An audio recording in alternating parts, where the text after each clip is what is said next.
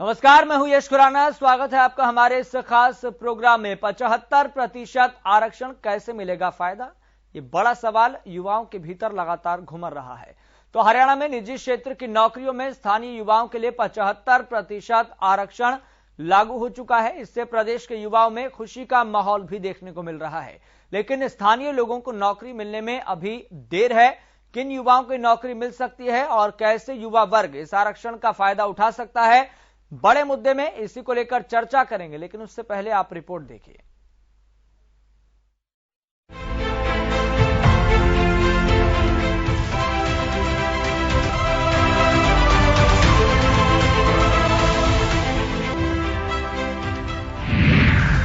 अब हरियाणा के लोगों को मिलेंगी ज्यादा नौकरियां। निजी क्षेत्र में स्थानीय लोगों के लिए आरक्षण का कानून लागू। निजी कंपनियों को देना होगा 75% आरक्षण। हरियाणा वासियों को मिलेगा 75% आरक्षण। 30,000 रुपए तक की नौकरियों में मिलेगा फायदा। हरियाणा में प्राइवेट नौकरियों में 75% आरक्षण का नियम लागू हो गया है। हरियाणा सरकार ने मार्च 2021 में निजी क्षेत्र में आरक्षण की घोषणा की थी। नवंबर 2021 में विधानसभा में इससे जुड़ा बिल पास हुआ था। वहीं 2 मार्च 2021 को राज्यपाल ने इस बिल को मंजूरी दी थी। निजी क्षेत्र की नौकरियों में स्थानीय लोगों को आरक्षण का यह कानून प्रदेश में आज से लागू हो चुका है। कौन कौन सी कंपनी और संस्था हरियाणा राज्य स्थानीय उम्मीदवार रोजगार अधिनियम 2020 के दायरे में आएंगी, आइए ग्राफिक्स के जरिए समझते हैं। कानून लिएबिलिटी पार्टनरशिप फॉर्म 10 या अधिक को रोजगार देने वाली संस्था व्यक्ति। इस कानून के तहत 30,000 रुपए तक की सैलरी वाली निजी नौकरियों में प्रदेश के युवाओं को आरक्षण का लाभ मिलेगा। ईंट भट्टों पर यह नियम लागू नहीं होगा। ITI पास युवाओं को रोजगार में प्राथमिकता मिलेगी। किसको मिलेगा फायदा? 30,000 रुपए माह वाली नौकरियों में लागू होगा आरक्षण। उम्मीदवार को हरियाणा का लोकल कैंडिडेट होना जरूरी। उम्मीदवार को डेजिग्नेटेड पोर्टल पर करवाना होगा रजिस्टर। इस आरक्षण कानून के तहत लाभ प्राप्ति के लिए कैंडिडेट को अनिवार्य रूप से डेजिग्नेटेड पोर्टल पर खुद को रजिस्टर करना होगा। एम्प्लॉयर को भी इसी पोर्टल के जरिए भर्तियां करनी होंगी। वहीं अगर कोई कंपनी, फैक्ट्री, संस्थान या ट्रस्ट अपने कर्मचारियों की जानकारी छुपाएगा तो उन पर जुर्माना लगाया जाएगा। निजी सेक्टर में कार्यरत किसी कर्मचारी को हटाया नहीं जाएगा। जो कंपनी ऐसा नहीं करेगी उन पर 25,000 से लेकर 1 लाख तक का जुर्माना भी लगाया जाएगा। वहीं सरकार ने स्थानीय भर्ती को बढ़ावा देने के लिए 25% सब्सिडी का भी विकल्प दिया है। हरियाणा सरकार के फैसले से निजी कंपनियां टेंशन में आ गई हैं। सरकार के फैसले का विरोध भी हुआ। उद्योग जगत ने सरकार से कानून पर पुनर्विचार करने को भी कहा। आशंका जताई गई कि नियम से मल्टीनेशनल कंपनियां राज्य से बाहर चली जाएंगी। भारतीय उद्योग परिसंघ ने कड़े शब्दों में प्रतिक्रिया देते हुए कहा, ऐसे समय में जब राज्य में निवेश आकर्षित करना महत्वपूर्ण है, सरकारों को उद्योग पर प्रतिबंध नहीं लगाना चाहिए। आरक्षण उत्पादकता और प्रतिस्पर्धा करने की क्षमता को प्रभावित करता है। भारतीय उद्योग परिसंघ। वहीं एक अन्य उद्योग मंडल PhD chamber of commerce and industries ने कहा कि किसी भी भारतीय को बिना किसी प्रतिबंध के भारत के किसी भी राज्य में काम करने की अनुमति दी जानी चाहिए। 75% आरक्षण के कारण प्रौद्योगिक कंपनियां, ऑटोमोटिव कंपनियां, खास तौर से बहुराष्ट्रीय कंपनियां बाहर चली जाएंगी। ये अत्यधिक कुशल कार्यबल पर आधारित कंपनियां हैं। उद्योग क्षेत्र की आपत्तियों को ग्राफिक्स के जरिए समझते हैं। क्या है खतरे? निजी कंपनियां कर सकती हैं पलायन। नई कंपनियां आने से कतराएंगी। उत्पादकता घट सकती है। शुरू हो सकता है इंस्पेक्टर राज। बढ़ सकता है भ्रष्टाचार। वहीं सरकार के फैसले के खिलाफ फरीदाबाद इंडस्ट्रीज ने पंजाब एवं हरियाणा हाईकोर्ट में याचिका दायर की थी। इस पर 15 जनवरी से पहले सुनवाई की मांग की गई थी, जिसे हाईकोर्ट ने ठुकरा दिया है। जिसके बाद फैसले के प्रभावी होने का रास्ता साफ हो गया है। विपक्ष ने भी सरकार के फैसले पर जमकर बवाल काटा, विरोध किया और इसे अलोकतांत्रिक करार दिया। लेकिन सरकार अपने मकसद से जरा भी नहीं डिगी। आइए जानते हैं क्या है कानून के पीछे की राजनीति। क्या है पीछे की राजनीति? जेजेपी के मैनिफेस्टो में था वादा, जेजेपी ने बीजेपी पर बनाया दबाव, सरकार को जेजेपी की मांग माननी पड़ी,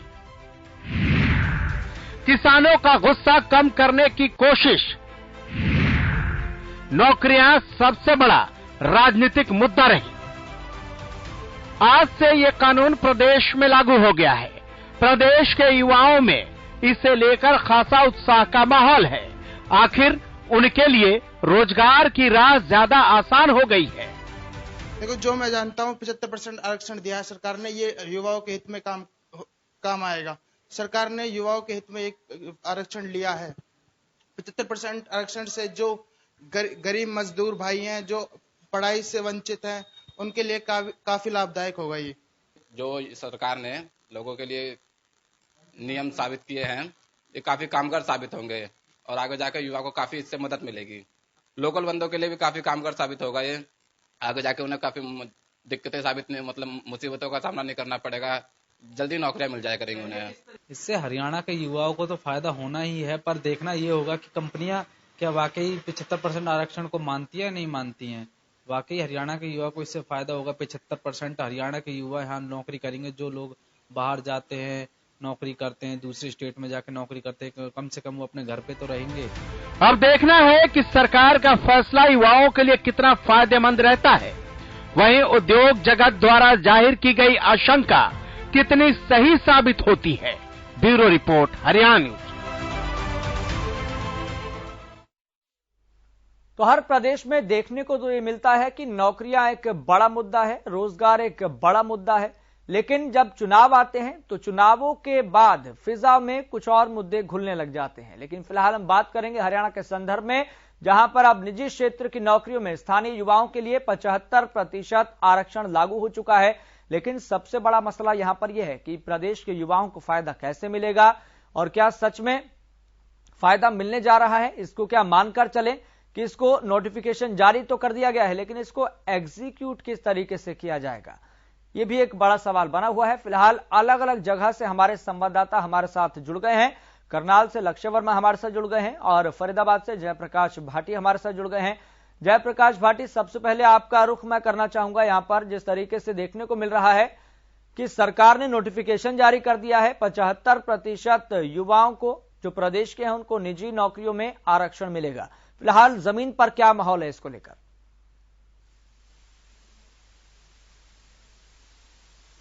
आज ही युवाओं के अंदर कहीं ना कहीं का माहौल है। जो नौकरियों में काफी दिक्कतें जो लोगों को आती थी, वो कहीं ना कहीं अब खत्म हो जाएगी। जिस तरीके से सरकार ने 75% आरक्षण जो लागू किया है निजी कंपनियों में, वो कहीं ना कहीं युवाओं के लिए फायदेमंद होगा। जो हरियाणा के लोकल युवा हैं, वो कहीं ना कहीं नौकरियों में जल्द उन्हें ले लिया जाएगा। पहले लोगों को कंपनियों में लिया नहीं जाता था, लोकल बंदों को एंट्री नहीं होती थी। लेकिन जब से सरकार का जो ये कानून आया, उसके बाद में कहीं ना कहीं युवाओं के अंदर खुशी की लहर दिखाई देने लगी है। कल भी हमने युवाओं से बात की तो उनका साफ तौर पर यह कहना है कि सरकार ने जो नियम लागू किया है वो कहीं ना कहीं फायदेमंद है। आने वाले समय में युवाओं को जो नौकरियों की बात की जा रही है वो कहीं ना कहीं मिलेंगी। जी चलिए, लक्ष्य वर्मा, फिलहाल ग्राउंड जीरो से क्या रिपोर्ट मिल पा रही है? कितने युवाओं से आपने बातचीत की है? उनके दिलो दिमाग में, उनके जहन में क्या कुछ ख्याल इस नोटिफिकेशन को लेकर दौड़ रहा है? क्या कुछ सोच रहे हैं युवा?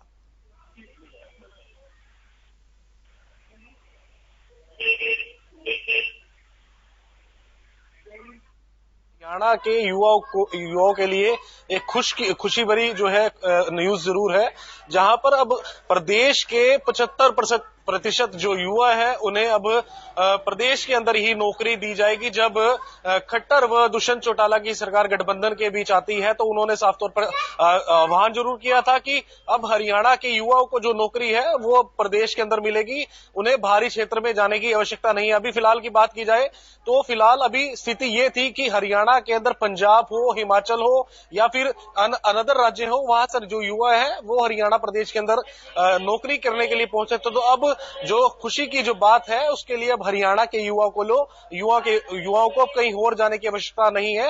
अब वो अपने ही क्षेत्र के अंदर, अपने ही राज्य के अंदर वो नौकरी कर सकते हैं। एक हमारे साथ व्यक्ति है, एक बार उनसे जान कर लेते हैं। भाई साहब, क्या कुछ जिस तरीके से न्यूज आपने पढ़ी भी है, क्या कुछ स्थिति लग रही है अब हरियाणा के युवा को? 75% जो युवा है हरियाणा के, उनको हरियाणा के अंदर ही नौकरी दी जाएगी। पहले होता था, पहले बाहर से लोग आते थे, नौकरी करते थे।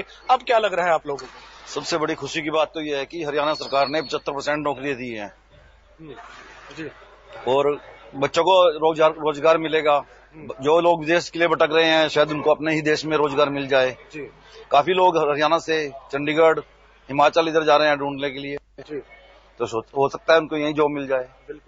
तो यहीं पर जो है अब जॉब हरियाणा के युवाओं को मिलेगी और खुशी की लहर लोगों के अंदर भी है, उनके पेरेंट्स को भी है। और ऐसे में स्थिति यह है कि अब देखना ये होगा कि कितने युवाओं को जो है नौकरी हब हरियाणा के अंदर मिल सकती है। अगर बात की जाए प्राइवेट सेक्टर की बात की जाए और दूसरी बात की जाए तो जो 30,000 के करीब जिनकी सैलरी है उनको अब नौकरी अब हरियाणा के अंदर मिल सकती है। जी यश। ठीक है लक्ष्य, मैं आपके पास लौटूंगा चूंकि हमारे साथ राकेश गुप्ता जुड़ गए हैं। मानेसर राजेश गुप्ता हमारे साथ जुड़ गए हैं, माफ कीजिएगा, राजेश गुप्ता हमारे साथ जुड़ गए हैं। नमस्कार जी। वाइस प्रेसिडेंट हैं मानेसर इंडस्ट्रीज एसोसिएशन के। राजेश गुप्ता जी, सबसे पहला सवाल मेरा यहां पर यह है कि 75% आरक्षण निजी नौकरियों में लागू होगा, नोटिफिकेशन सरकार ने जारी कर दिया है। सबसे पहले आपसे यही सवाल है कि आप किस तरीके से देख रहे हैं, सारे फैक्टर्स को मिला के, सारे एस्पेक्ट को देखें तो? मैं इसे अगर सभी एस्पेक्ट्स को देखूंगा, देश की तरक्की से, प्रदेश की तरक्की से, उद्योग की तरक्की से, युवाओं को नौकरी देने की तरक्की से, तो मेरे हिसाब से ये फैसला बिल्कुल गलत है। उद्योग जगत इससे बिल्कुल भी खुश नहीं है। पहली बात तो ये है कि मैंने 2 दिन पहले भी कहा था कि हमारा कॉन्स्टिट्यूशन इस चीज का राइट नहीं देता कि हम भेदभाव करें। कोई भी व्यक्ति कहीं भी नौकरी कर सकता है, कहीं भी रोजगार कर सकता है। दूसरा, इससे हमारे जो उद्योग है, उद्योग कभी भी ये नहीं देखता कि यह युवा किस प्रदेश का है, किस जात का है। हम लोग सिर्फ उसकी काबिलियत के भरोसे उसको नौकरी देते हैं कि अगर उसमें काबिलियत है, चाहे वो हरियाणा का हो, चाहे पंजाब का हो, चाहे जम्मू कश्मीर का हो, हम उसे रोजगार देते हैं। और ऐसा हमारे देश का संविधान भी यही कहता है।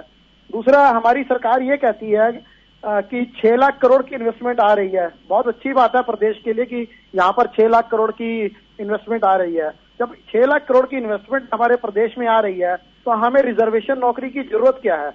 और क्या इससे, रिजर्वेशन से क्या हम अपनी क्वालिटी सिस्टम को बढ़िया कर सकते हैं, मजबूत कर सकते हैं?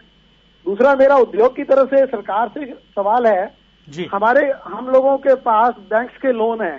अगर हमारा बैंक का लोन डूब जाता है किसी व्यक्ति की नाकामियत की वजह से, या हम अगर उसको प्रॉपरली अपने उद्योग को मैनेज नहीं कर पाते, चाहे तो हम सही उपयुक्त व्यक्ति को किसी कानून की वजह से एम्प्लॉयमेंट नहीं दे पाते और हमारा उससे व्यापार चौपट हो जाता है, तो क्या सरकार उद्योग को और बैंकों को गारंटी देती है कि अगर उद्योग डूब जाएगा हरियाणा के अंदर तो उसके लिए सरकार भरपाई करेगी? क्या ऐसा कोई प्रावधान है कानून के अंदर? और तो हमारी इन्वेस्टमेंट के ऊपर हमें अंकुश क्यों लगाया जा रहा है? इन्वेस्टमेंट हम कर रहे हैं, प्राइवेट व्यक्ति हैं, तो हमारी इन्वेस्टमेंट को सरकार क्यों कंट्रोल करना चाहती है? मतलब आप कह रहे हैं कि एक दायरे में बांध कर रख दिया है, प्रतिबंध लगाए जा रहे हैं 21वीं सदी के सूचना और प्रौद्योगिकी के दौर में, जहां पर कारोबारियों को, जहां पर निजी कंपनियों को, जहां पर उद्योगों को स्वतंत्रता देनी चाहिए और ईज ऑफ डूइंग बिजनेस को लेकर लगातार बात कही जाती है। तो इसमें सबसे बड़ा आप चैलेंज क्या देख रहे हैं? क्योंकि आपको क्या नहीं लगता कि प्रदेश में जो युवा है वो कुशल है, सक्षम है? ये बात ये राजनीति इस बात को उठा रही है कि उद्योग ऐसा सोचता है कि युवा हरियाणा का कुशल नहीं है। ऐसा नहीं है बिल्कुल भी। युवा सभी जगह पे कौशल होता है। कोई भी युवा, मैं पंजाब से हूँ तो मैं ये नहीं कहूंगा कि मैं बहुत योग्य था क्योंकि पंजाब से हूँ, लेकिन मैंने कार्य किया, एक्सपीरियंस लिया, तभी मैं कुशल बना। ऐसा कुछ नहीं होता, सभी एक जैसे होते हैं, सभी का माइंडसेट, हमारी साइंस भी कहती है, बराबर होता है। युवा बिल्कुल कौशल है। लेकिन हर व्यक्ति का अपना एक कौशल होता है। हर आप जैसे हम कहते हैं 3 इडियट मूवी में भी जैसे कहा गया कि आप में जो प्रतिस्पर्धा है, प्रतिभा है, उस प्रतिभा के हिसाब से काम करना पड़ता है। ऐसा नहीं होता कि मैं हर काम कर सकता हूँ, मेरे में अगर किसी चीज की काबिलियत है मैं वही कर सकता हूँ। तो ऐसा हम लोग नहीं, ईज ऑफ डूइंग बिजनेस की आप बात कर रहे हैं। हरियाणा पहले आज से 2-3 साल पहले, 4 साल पहले 2 नंबर पर था, आज 6 या 7वें नंबर पर है। हमारे यहाँ पर कार्य जो है, हमारे यहाँ पे करप्शन बहुत ज्यादा बढ़ चुकी है हरियाणा के अंदर। ईज ऑफ डूइंग बिजनेस के नाम पे अधिकारी हरास करने लग गए हैं। तो ईज ऑफ डूइंग बिजनेस तो रह नहीं गई है, वो तो एक स्लोगन था जिसका जो अब एक मिथ्य बनता जा रहा है। हमें बहुत आशा थी उससे, बहुत अच्छा मोदी जी ने चलाया था कि ईज ऑफ डूइंग बिजनेस है, बहुत अच्छा चला भी, लेकिन अब उसका मकसद खत्म होता जा रहा है। इंडस्ट्रियल एसोसिएशन के वाइस प्रेसिडेंट होने के नाते आप इसे व्यक्तिगत तौर पर कैसे देख रहे हैं? क्या इससे बेरोजगारी बढ़ेगी या रोजगार मिलेगा? इससे बेरोजगारी भी बढ़ेगी, रोजगार तो नहीं बढ़ेगा। उसका कारण है कि यदि देखिए एमएसएमई इंडस्ट्री में 70% मैं ये कहूंगा 30,000 से कम का युवा होता है, कम का व्यक्ति होता है, 30,000 सैलरी से कम का। अगर 70 रिटेंशन जो पीरियड होता है एमएसएमई का वो बहुत कम होता है, 2-3-4 साल बाद एम्प्लॉय यूजुअली छोड़ के चला जाता है दूसरी जगह नौकरी ढूंढने के लिए। तो उसमें क्या होता है, धीरे धीरे करके हमारी जो रेशो बढ़ जाएगी। जब मेरे को हर व्यक्ति को मुझे 75% के दायरे में हरियाणा भी ला के रखना पड़ेगा, तो मेरा जो वर्क है उसको इफेक्ट आएगा। क्योंकि मैंने कल भी कहा जैसा कि यदि गारमेंट इंडस्ट्री में ज्यादातर युवा हरियाणा वहां से यूपी से आता है, या मान लीजिए हरियाणा है, हरियाणा में कहावत है दूध दही का खाना यो है हमारा हरियाणा, ये बिल्कुल सत्य है। हरियाणा एक संपन्न प्रदेश है। यदि मैं हरियाणा के व्यक्ति को ये कहूंगा कि आप इसमें बोरी ढोइए मेरी कंपनी के अंदर या पेटी ढोइए, क्या वो हरियाणा का युवा करेगा? हरियाणा का युवा नहीं कर पाएगा, क्योंकि वो एक संपन्न परिवार से है। वो एक ज्यादा एक सीमा से नीचे वो कार्य नहीं कर पाएगा जी। वो ये हमारे साथ रोज की दिक्कत आती है। तो इसी प्रकार से हर प्रदेश की अपनी इंपॉर्टेंस है, हर व्यक्ति की अपनी इंपॉर्टेंस है, और नौकरी इंपॉर्टेंस के हिसाब से होनी चाहिए कि उसमें क्या प्रतिभा है। नौकरी में हमारी, अगर आर्मी में हम ये कहेंगे, आर्मी का अगर हरियाणा का जवान ये कहे मैं तो सिर्फ हरियाणा की रक्षा करूंगा, पंजाब का कहेगा मैं पंजाब की रक्षा करूंगा, तो क्या उससे हमारा देश आगे बढ़ पाएगा? क्या हम देश की रक्षा कर पाएंगे? और यदि यूपी का व्यक्ति या बिहार का व्यक्ति ये कहे मारुति तो हरियाणा में बनती है, मैं तो नहीं चलाऊंगा, तो क्या उससे उद्योग का बढ़ावा मिलेगा? क्या इंडस्ट्रियल एसोसिएशन इसके बाद कोई कदम उठाने जा रही है? कोई हाई कोर्ट में या फिर सुप्रीम कोर्ट में चुनौती देने जा रही है इस बिल को, इस कानून को? ऐसा कोई कदम क्या एसोसिएशन उठाने वाली है? जी, इस कानून को लेके मेरी कई एसोसिएशन से बात हुई है। ज्यादातर जैसे करनाल इंडस्ट्रियल एसोसिएशन हुई, अंबाला इंडस्ट्रियल एसोसिएशन, कुंडली industrial association, Faridabad, sector 37 Gurgaon की, और हम खुद मानेसर इंडस्ट्री वेलफेयर एसोसिएशन ने already Punjab and Haryana high court में पिटीशन फाइल कर दी है, जो किसी टेक्निकल कारण से कोर्ट ने उसे करेक्ट करके सबमिट करने के लिए कहा था दोबारा से, जो हमने कर दी है सबमिट। तो अभी उसकी तारीख भी आने वाली है जिस दिन उसकी सुनवाई है, तो उसके लिए हम कोर्ट में बाकायदा जा रहे हैं। क्योंकि इस कानून के साथ हम उद्योग करना असंभव सा लग रहा है, एक स्ट्रेस का माहौल लग रहा है, और दूसरा इसमें क्या कि प्रतिदिन अधिकारियों का इंटरफेरेंस बढ़ जाएगा। अभी हमारी सरकार ने यह भी कहा कि इसमें ऐसा प्रावधान है कि आप परमिशन, आपको अगर काबिलियत नहीं है या आपको लगता है कि ये व्यक्ति सुटेबल नहीं है, आप दूसरा प्रदेश का व्यक्ति भी रख सकते हैं, लेकिन उसके लिए मुझे अधिकारी के पास से परमिशन लेनी पड़ेगी जी। तो क्या मैं अपनी यूनिट चलाने के लिए डेली सुबह अधिकारी के दफ्तर में जाके बैठूंगा? क्या इससे करप्शन को बढ़ावा नहीं मिलेगा? आप क्या सरकार इस बात की, यदि सरकार ने ऐसा किया भी था तो इसकी मैनेजमेंट को पूरी पावर होनी चाहिए कि वो किस व्यक्ति को रख रही है। क्योंकि जहां तक मेरे उद्योग से सभी से बात होती है, हम लोग कभी भी प्रदेश देख के नौकरी नहीं देते कि हरियाणा का है तो इसे नौकरी नहीं देनी, ऐसा हमारे में कोई सोच नहीं है। प्रतिभा है और वो हर व्यक्ति की अपनी अपनी प्रतिभा, हर प्रदेश की अपनी प्रतिभा है, हम उसके हिसाब से। आपको लग रहा है कि जो इंडस्ट्रीज जो विरोध का आधार बता रही हैं, जिस तरीके से आपने कई पॉइंट्स रखे हैं, जो एस्पेक्ट रखे हैं, वो कोर्ट में सख्ती के साथ चैलेंज हो पाएंगे? आपको लग रहा है? जी बिल्कुल वो हो पाएंगे चैलेंज। खाली उसकी वजह से नहीं, हमारा जो संविधान कहता है आर्टिकल 14 जो हमारा कहता है राइट ऑफ इक्वालिटी, कि सभी को बराबर हक है देश के अंदर। दूसरा, आर्टिकल 19 कहता है कि कोई भी व्यक्ति किसी भी प्रदेश में नौकरी कर सकता है, रह सकता है, तो आर्टिकल 19 उसे पूरा हक देता है। और उसके लिए उन बेसिस के ऊपर और देखते हुए, दूसरा कोविड को देखते हुए उद्योग जगत पहले ही उन दुविधाओं से लड़ रहा है। नई नई एम्प्लॉयमेंट्स हो रही हैं, क्योंकि कोविड के अंदर सभी लोग डिस्प्लेस काफी हद तक हो गए, चाहे वो एम्प्लॉयज हैं, एम्प्लॉयर्स हैं, डिस्प्लेसमेंट बहुत ज्यादा है। लेकिन सरकार ने किसी भी बात का ध्यान नहीं रखा, सिर्फ एक राजनीतिक फायदा उठाने के लिए। कि इस कानून का जो निर्माण है, इस कानून की तामीर संविधान के दायरे में रहकर नहीं की गई है, ये आप मान रहे हैं? बिल्कुल नहीं की गई। ठीक है राजीव जी, मैं आपके पास लौटूंगा। बहुत आपने पॉइंट बताए हैं, बहुत एस्पेक्ट बताए हैं, इसको लेकर हम बीजेपी प्रवक्ता से भी सवाल करेंगे। हमारे साथ प्रोफेसर विदु रावल जुड़ गए हैं। प्रोफेसर साहब, आपका सबसे पहले बहुत बहुत शुक्रिया जुड़ने के लिए, कीमती समय देने के लिए। जी धन्यवाद। प्रोफेसर साहब, इंडस्ट्रीज प्रदेश की नाराज हैं, कई तर्क रखे जा रहे हैं, कई दलीलें रखी जा रही हैं कि कंपनियां इन दायरों में रहकर प्रदेश में काम नहीं कर सकती है। संविधान के दायरे में रहकर प्रदेश सरकार ने इस कानून का निर्माण नहीं किया है। और आरोप यह भी लग रहा है कि जेजेपी ने बीजेपी पर दबाव बनाया, चूंकि जेजेपी का ये मोटिव था, उद्देश्य था, उनके घोषणा पत्र में शामिल था और बीजेपी ने उसे लागू कर दिया है। आपने सवाल पूछे हैं, मैं एक एक करके तीनों का उत्तर देता हूं। जी।